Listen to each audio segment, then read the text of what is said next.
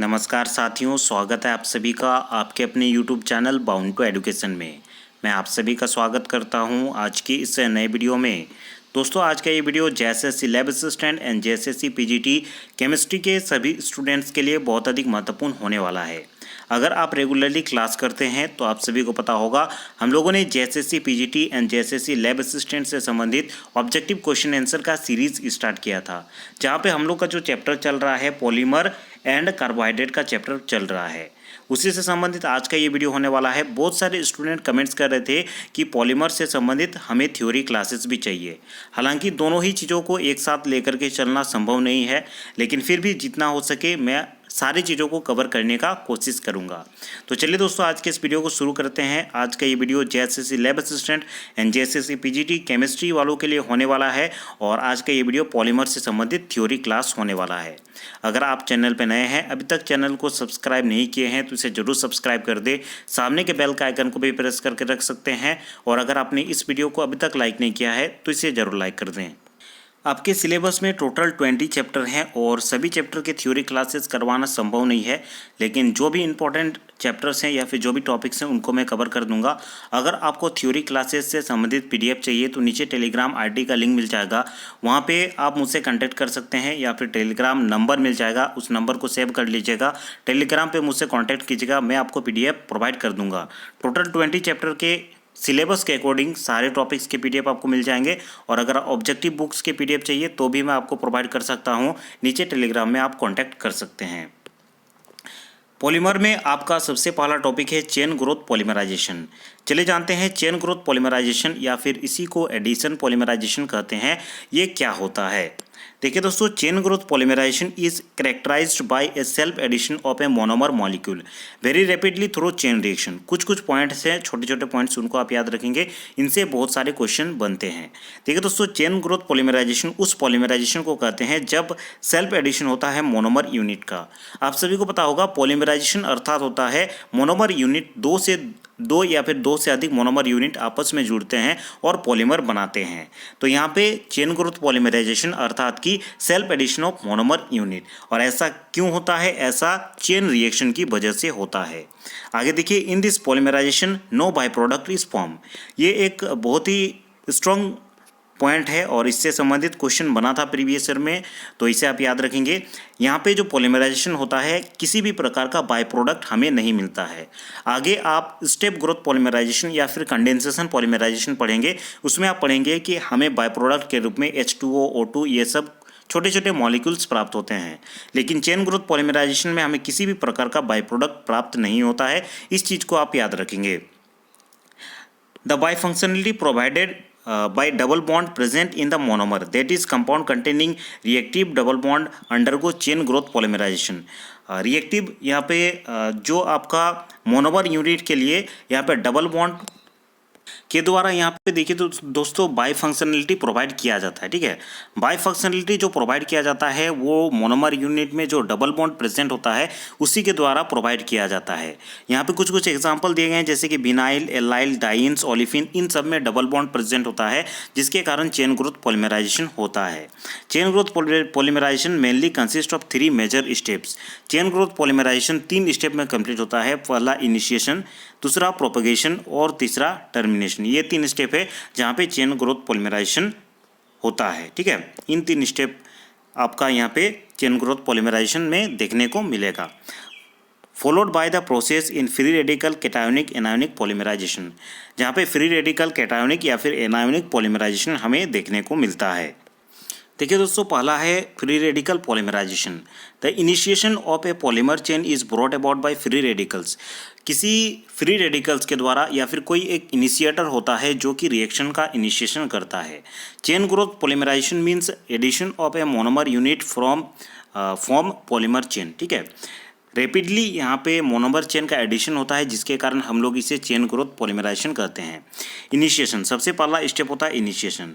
Radicals contain lone pair of electrons. A free radicals is highly reactive and can attack any molecule which has a lone pair of electron. This process is called initiation। किसी molecule के द्वारा, जिसे हम लोग initiator कहते हैं, जिस molecule का हमें पॉलीमराइजेशन करना है उस मॉलिक्यूल से रिएक्ट कराते हैं, जिसके कारण एक और फ्री रेडिकल बनता है। इसे हम लोग कहते हैं चेन इनिशिएशन स्टेप। ठीक है, स्टेप 1 देखिए, initiator is thermally unstable. Initiator जो होता है थर्मली अनस्टेबल होता है। उसके बाद and decompose into product call free radical, और फ्री रेडिकल में ये डिकम्पोज होता है। ठीक है, the initiator can be written as, initiator को इस टाइप से हम लोग लिख सकते हैं।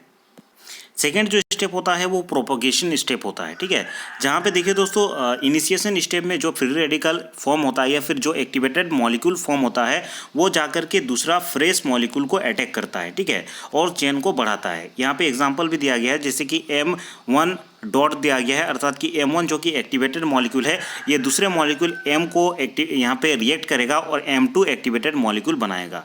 फिर से M2 एक्टिवेटेड मॉलिक्यूल M नया जो मॉलिक्यूल है उसको अटैक करेगा और M3 यहाँ पे डॉट बनाएगा, अर्थात कि M3 एक्टिवेटेड मॉलिक्यूल या फिर M3 फ्री रेडिकल बनाएगा, और इस प्रकार से आपका रिएक्शन चलते रहेगा।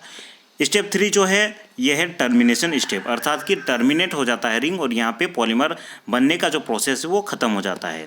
This process involves coupling of 2 loan electrons. यहाँ पे 2 लोन इलेक्ट्रॉन का कपलिंग होता है और आपका रिएक्शन खत्म हो जाता है।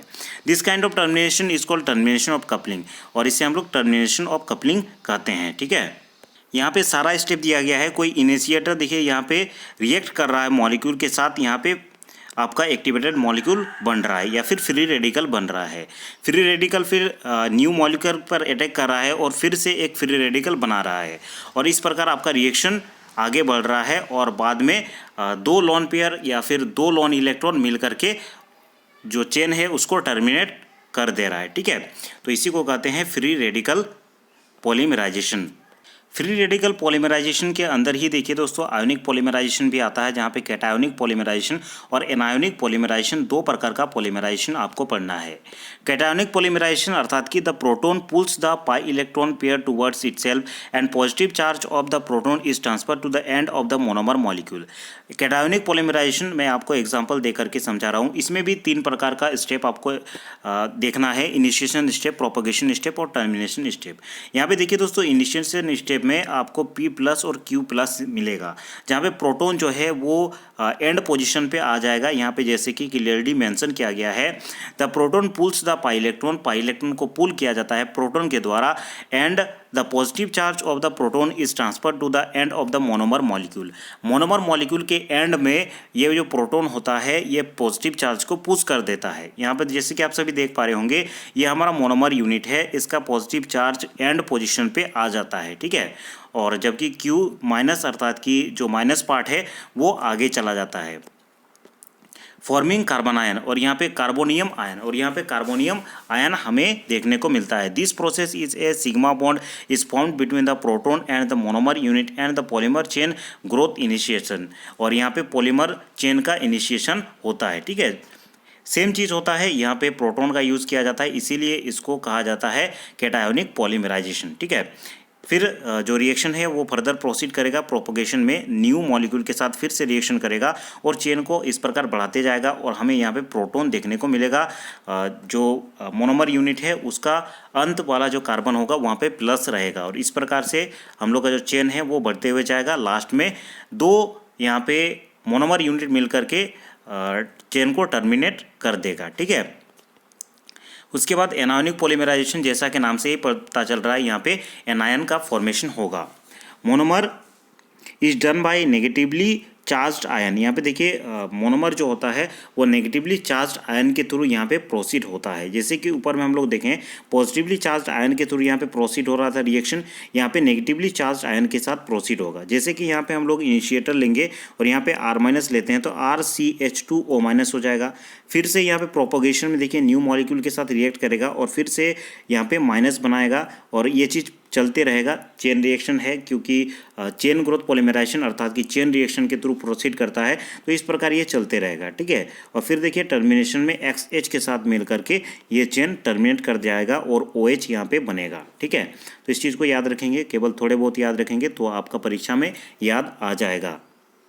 उसके बाद देखिए दोस्तों, आपके सिलेबस में नेक्स्ट टॉपिक है जिगलर नाटा पॉलीमराइजेशन। बहुत अधिक इंपॉर्टेंट है, इससे बहुत सारे क्वेश्चन बनते हैं। सिंपल आपको याद रखना है जिगलर नाटा कैटलिस्ट क्या होता है, और जिगलर नाटा कैटलिस्ट का उपयोग करके हम लोग पॉलीमराइजेशन करते हैं, उसी को हम लोग जिगलर नाटा पॉलीमराइजेशन कहते हैं। यहाँ पर टोटल थ्योरी दे दिया गया है, इसको आप पॉज करके पढ़ सकते हैं या फिर टेलीग्राम पर कॉन्टैक्ट कीजिएगा, मैं आपको PDF सेंड कर दूंगा। ठीक है, यहाँ पर देखिए TiCl4 का यूज़ किया जाता है, या फिर TiCl3 AlC2H5 इस कैटलिस्ट का उपयोग किया जाता है, या फिर डायरेक्टली TiCl4 का उपयोग किया जाता है और फिर पॉलीमराइजेशन को प्रोसीड किया जाता है। उसी को हम लोग जिगलर नाटा पॉलीमराइजेशन कहते हैं। ठीक है, यहाँ पे देखिए एग्जांपल दे दिया गया है, एग्जांपल देखेंगे तो आपको ये चीज़ क्लियर हो जाएगा। यहाँ पे जिगलर नाटा कैटलिस्ट लेंगे TiCl4, देखिए यहाँ पे फिर एक्टिव कैटलिस्ट ये बनता है R डॉट। ठीक है, और ये रिएक्शन करता है, फिर जो नया मॉलिक्यूल है उसके साथ रिएक्ट करते हैं, और यहाँ पे देखिए ये इस प्रकार से जुड़ जाता है। उसके बाद रीअरेंज होके ये मिलता है, फिर से नया यहाँ पे जो मॉलिक्यूल है उससे रिएक्ट करता है और चेन प्रोपगेशन स्टेप को फॉलो करता है, और जितने भी मॉलिक्यूल आते जाएंगे वो रिएक्ट करते जाएगा, लास्ट में चेन टर्मिनेशन हो जाता है और यहाँ हमें फाइनल प्रोडक्ट मिलता है। तो इसी प्रोसेस को अच्छी तरीके से देख लीजिएगा, इसी को कहते हैं जिगलर नाटा कैटलाइसिस या फिर जिगलर नाटा पॉलीमराइजेशन, अर्थात कि जिगलर नाटा कैटलिस्ट का उपयोग करके जो पॉलीमराइजेशन होता है उसी को हम लोग जिगलर नाटा पॉलीमराइजेशन कहते हैं। ठीक है, आगे देखिए नेक्स्ट टॉपिक आपका सिलेबस में है स्टेप ग्रोथ पॉलीमराइजेशन। ठीक है, बहुत अधिक इंपॉर्टेंट है और इससे भी क्वेश्चन बनता है। सबसे पहले जानते हैं स्टेप ग्रोथ पॉलीमराइजेशन होता क्या है। The polymer build up proceed through a reaction between functional group of the monomer. Monomer का जो फंक्शनल ग्रुप होता है उसके थ्रू ये जो प्रोसेस है हमारा प्रोसेस आगे बढ़ता है। Organic functional group can be made use of this polymerization. Organic functional group को हम लोग पॉलीमराइजेशन के रूप में यूज़ कर सकते हैं। Step growth polymerisation are mostly accompanied by the elimination of small molecule.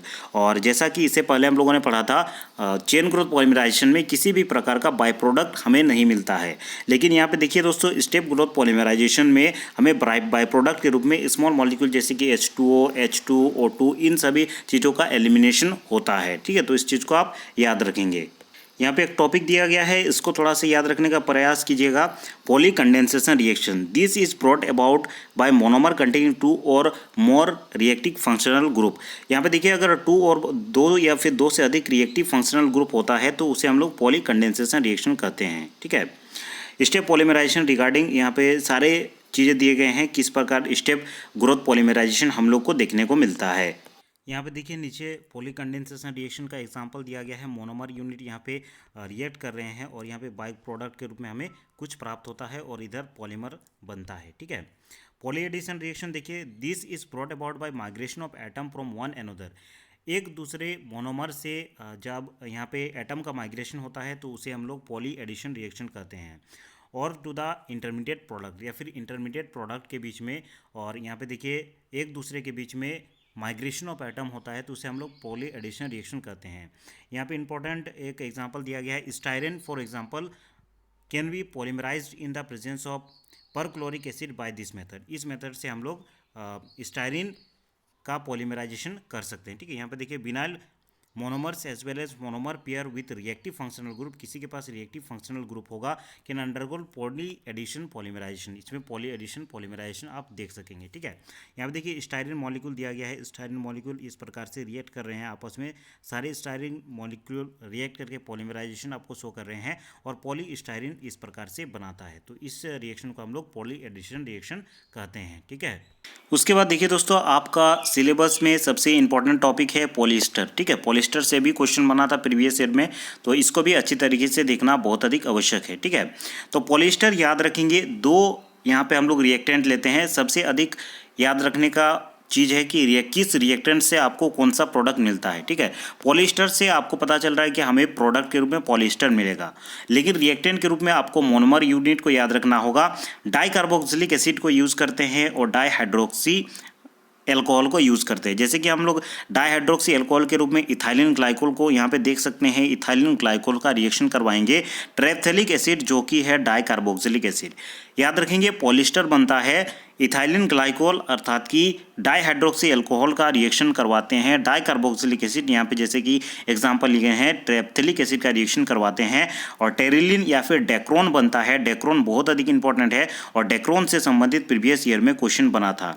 Dacron एक प्रकार का पॉलिस्टर है, इस चीज़ को आप याद रखेंगे, ठीक है, बहुत अधिक इंपॉर्टेंट। यहाँ पे प्रोडक्ट बनता है डेक्रोन, और डेक्रोन से संबंधित हम लोगों ने प्रीवियस वीडियो में ऑब्जेक्टिव क्वेश्चन में भी किया था, ठीक है। याद रखेंगे डेक्रोन एक प्रकार का पॉलिस्टर है जो कि इथाइलिन ग्लाइकोल और ट्रेप्थिलिक एसिड का यूज़ करके यहाँ पे हम लोग बना रहे हैं। सिंपल सा आपको रिएक्टेंट याद रखना है, प्रोडक्ट आप स्वयं से बना सकते हैं। यहाँ पे -H2O जो है वो निकल जाता है। यहाँ पे अगर ध्यानपूर्वक देखेंगे इथाइलिन ग्लाइकोल यहाँ पे लिया गया है CH2OH, यहाँ से H और यहाँ पे OH निकल जाता है, जिसके कारण H2O यहाँ से निकल जाता है और आपका जो प्रोडक्ट है यहाँ पे देखिए O के साथ ज्वाइंट होके टेरिलिन या फिर डेक्रोन बनाता है, ठीक है। इसी को हम लोग पॉलिस्टर कहते हैं। प्रॉपर्टीज दिए गए हैं, अगर आप पढ़ना चाहते हैं तो पढ़ सकते हैं। यहाँ पे देखिए it is most used for making synthetic fibre, जैसे कि सिंथेटिक फाइबर का मेकिंग में इसका यूज़ किया जाता है। टेरिलिन या फिर डेक्रोन बहुत अधिक इंपॉर्टेंट है, इसको आप याद रखेंगे, ठीक है। प्रॉपर्टीज़ को आप पढ़ना चाहते हैं तो पढ़ सकते हैं, प्रॉपर्टीज से भी बहुत सारे क्वेश्चन बनता है। उसके बाद देखिए दोस्तों थर्मोसेटिंग प्लास्टिक। थर्मोसेटिंग प्लास्टिक क्या होता है वो आपको जानना है। तो thermosetting polymers thermosets for those polymers which during molding get hardened and once they have solidified they are permanent polymers, ठीक है। तो थर्मोसेटिंग प्लास्टिक वैसे पॉलीमर को कहते हैं जिसको हीट करेंगे तो वो हार्ड हो जाता है थोड़ा देर बाद, उसके बाद वो परमानेंट पॉलीमर का रूप ले लेता है। उसी को हम लोग थर्मोसेटिंग प्लास्टिक या फिर थर्मोसेटिंग पॉलीमर कहते हैं। सबसे अधिक एग्जाम्पल है इंपॉर्टेंट, यहाँ पे देखिए पॉलीस्टाइरिन जिसको टेरिलिन कहा जाता है। बेकेलाइट से बहुत अधिक क्वेश्चन बनता है जिसको फिनोल फॉर्मेल्डिहाइड रेजिन भी कहा जाता है। इपॉक्सी रेसिन, ये सारे चीज़ें, यूरिया फॉर्मेल्डिहाइड रेजिन, ये सारे टॉपिक्स आपके सिलेबस में है, ठीक है। तो ये सारे थर्मोसेटिंग प्लास्टिक है, जैसे कि फिनोल फॉर्मेल्डिहाइड रेजिन जिसको हम लोग बेकेलाइट भी कहते हैं। Phenol formaldehyde resin are formed by the condensation between phenol and formaldehyde, जैसे कि नाम से ही पता चल रहा है फिनोल फॉर्मेल्डिहाइड रेजिन, अर्थात कि यहाँ पे फिनोल और फॉर्मेल्डिहाइड मिलकर के बन रहा है, ठीक है। तो यहाँ पे देखिए फिनोल एंड फॉर्मेल्डिहाइड के साथ रिएक्शन होता है और उससे हमें फिनोल फॉर्मेल्डिहाइड रेजिन मिलता है। यहाँ पे देखिए HCHO, यहाँ पे फॉर्मेल्डिहाइड का रिएक्शन फिनोल के साथ हो रहा है और यहाँ पे अलग अलग मात्रा में अलग अलग कंडीशन में प्रोसीड किया गया है और अलग अलग यहाँ पे हमें प्रोडक्ट मिल रहा है, ठीक है। यहाँ पे देखिए एसिडिक कंडीशन में प्रोसीड किया गया है और इधर एल्कलाइन कंडीशन में प्रोसीड किया गया है और यहाँ पे नोवोलेक मिल रहा है और रिसोल मिल रहा है। ये अलग अलग प्रोडक्ट हमें मिलता है। यूज़ क्या है वो चीज़ आप यहाँ पे देख सकते हैं। Bakelite resin are usually compound with fillers such as asbestos powder में उपयोग किया जाता है, ठीक है। ये सब आप पढ़ लीजिएगा, जो भी यूजेस हैं, यूजेस से बहुत सारे क्वेश्चन बनता है, ठीक है। नीचे देखिए इपॉक्सी रेजिन किसे कहते हैं। देखिए दोस्तों इपॉक्सी रेजिन जो होता है ये बेसिकली पॉलीइथर्स होता है, ठीक है। ये किससे बनता है, एपिक्लोरीहाइड्रिन एंड बिसफिनॉल ए से बनता है। इसका रिएक्टेंट याद रखेंगे, एपिक्लोरीहाइड्रिन से बनता है प्लस रिएक्शन करवाते हैं बिसफिनॉल से रिएक्शन करवाते हैं। The reaction is carried out with excess of epichlorohydrin, ठीक है। एपिक्लोरोहाइड्रिन से इसे रिएक्शन करवाते हैं और हमारा जो प्रोडक्ट है वो बनता है। यहाँ पे रिएक्शन भी दिया गया है, इस रिएक्शन को आप देख सकते हैं, ठीक है। बिसफिनॉल ए लिया गया है, ठीक है। एपिक्लोरीहाइड्रिन बिसफिनॉल ए इसलिए कहा गया है क्योंकि देखिए यहाँ पे दो फिनॉल रिंग यहाँ पे अटैच किया गया है इस टाइप से, तो इसीलिए इसको बिसफिनॉल ए कहा जा रहा है, ठीक है। और उसके बाद एपिक्लोरीहाइड्रिन से इसको रिएक्शन करवाते हैं और हमें अपना पॉलीमर मिलता है, ठीक है। इसी को इपॉक्सी रेजिन कहते हैं। तो इपॉक्सी रेजिन बहुत अधिक इंपॉर्टेंट है, इसको अच्छे से देख लीजिएगा, थोड़ा सा रिएक्शन देख लीजिएगा, रिएक्शन कंडीशन देख लीजिएगा। यहाँ पे NaOH का उपयोग करते हैं और यहाँ पे बिसफिनॉल ए प्लस एपिक्लोरीहाइड्रिन से हमें एपॉक्सी रेजिन मिलता है। प्रॉपर्टीज़ की बात करें तो यहाँ पे प्रॉपर्टीज़ और यूजेस दिए गए हैं, इन सारे यूजेस को आपको अच्छे तरीके से देख लेना है। आगे देखते हैं इलास्टोमर। उसके बाद कुछ कुछ ऐसे पॉइंट्स आपको आगे मिलेंगे जो कि बहुत अधिक इंपॉर्टेंट है और इनसे बार बार आपकी परीक्षा में क्वेश्चंस बनते हैं। ठीक है दोस्तों, इलास्टोमर जैसा कि नाम से ही पता चल रहा है, इसमें इलास्टिक क्वालिटी होगा। इलास्टोमर हाई पॉलीमर, ये हाई पॉलीमर होता है which have elastic property in excess. 300% यहाँ पे इलास्टिक प्रॉपर्टी होता है। अनइलास्टोमर या फिर एक प्रकार से रबर ही इसको कहते हैं, is an vulcanised man made rubber के जैसा ये पॉलीमर होता है। When vulcanised into the rubbery product existing good strength and elongation polymer used in elastomer. इसमें गुड स्ट्रेंथ भी आ जाता है और इलोंगेशन करने का प्रॉपर्टी भी आ जाता है, अर्थात कि इसको थोड़ा सा खींच सकते हैं, रबर जैसा प्रॉपर्टी इसमें देखने को मिलता है। An elastomer polymer is not straight chain, ये स्ट्रेट चेन नहीं होता है जैसे कि पॉलीरेथिन या फिर नाइलॉन में स्ट्रेट चेन होता है। इलास्टोमर में उस प्रकार का स्ट्रेट चेन आपको नहीं देखने को मिलता है। उसके बाद बहुत अधिक इंपॉर्टेंट है बुना एस, इससे संबंधित बहुत सारे क्वेश्चंस बनते हैं। It is probably the most important type of synthetic rubber, ये एक सिंथेटिक रबर का टाइप है और बहुत अधिक यूजफुल है, बहुत अधिक यूज़ किया जाता है। Which is produced by the copolymerization of butadiene and styrene, butadiene और स्टायरिन का कोपॉलीमराइजेशन करके बुना एस बनाते हैं। ठीक है, अगर आपके मन में सवाल आता है कि जो नेचुरल रबर है वो किससे बनता है, वो स्टायरिन से बनता है। ठीक है, पॉली स्टायरिन उसको कहा जाता है। स्टायरिन मॉलिक्यूल का पॉलीमराइजेशन किया जाता है, उसी से हम लोग का जो नेचुरल रबर है वो बनता है। रबर का जो मोनोमर होता है वो स्टायरिन होता है। ठीक है, जिसको हम लोग कहते हैं 2 मिथाइल 1,3 ब्यूटाडाइन। ठीक है, ब्यूटाडाइन, इसी से रबर बनता है, मोनोमर यूनिट है। अगर आप इसका स्ट्रक्चर बनाना चाहते हैं तो इस टाइप से बनता है, CH2 डबल बॉन्ड C, यहाँ पे CH3 दूसरा पोजीशन में मिथाइल ग्रुप आता है, फिर C डबल बॉन्ड CH2।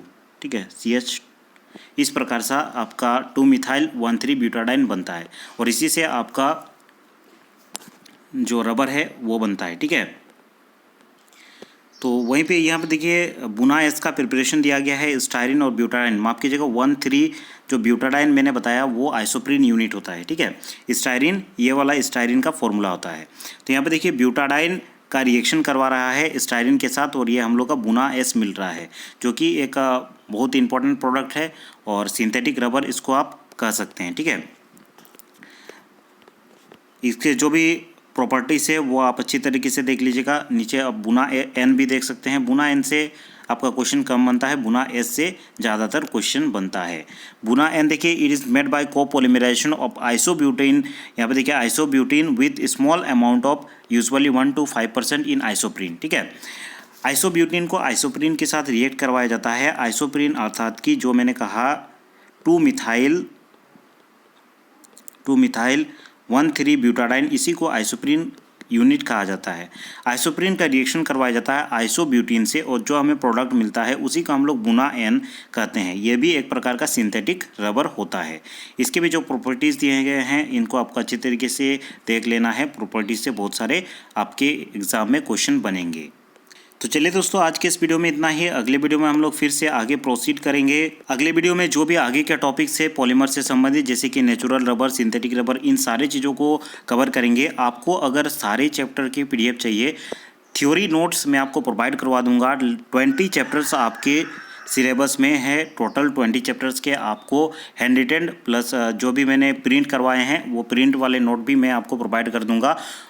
वो सारे नोट के PDF अगर आप चाहते हैं तो नीचे डिस्क्रिप्शन चेक कर लीजिएगा। डिस्क्रिप्शन में आपको टेलीग्राम ID का लिंक मिल जाएगा, या फिर जाकर के टेलीग्राम सर्च कीजिएगा @bound2education। ठीक है, @bound, इस प्रकार से 2 लिखिएगा, bound2education सर्च कीजिएगा। डायरेक्टली मैसेज कर सकते हैं या फिर नंबर भी दिया गया है। व्हाट्सएप पे मैसेज मत कीजिएगा, टेलीग्राम पे ही कांटेक्ट कीजिएगा। नंबर को सेव कर लीजिएगा, टेलीग्राम ID शो होगा, उसमें आप मैसेज कर सकते हैं। मैं आपको सारे हैंड रिटन नोट्स भी प्रोवाइड कर दूंगा। जितने चैप्टर्स के थ्योरी क्लासेस के नोट्स है वो भी प्रोवाइड कर दूंगा, और साथ में अगर ऑब्जेक्टिव बुक्स के PDF चाहिए तो भी मैं आपको प्रोवाइड कर दूंगा। चलिए दोस्तों, आज के इस वीडियो में इतना ही। इसी प्रकार अगर आप झारखंड में विभिन्न प्रकार के परीक्षाओं की तैयारी करते हैं तो चैनल को जरूर से विजिट करें, और अगर आपने इस वीडियो को अभी तक लाइक नहीं किया है तो इसे ज़रूर लाइक कर दे। अगर आपने चैनल को अभी तक सब्सक्राइब नहीं किया है तो इसे ज़रूर सब्सक्राइब कर दे। आज के इस वीडियो में इतना ही। अगले वीडियो में हम लोग फिर मिलते हैं।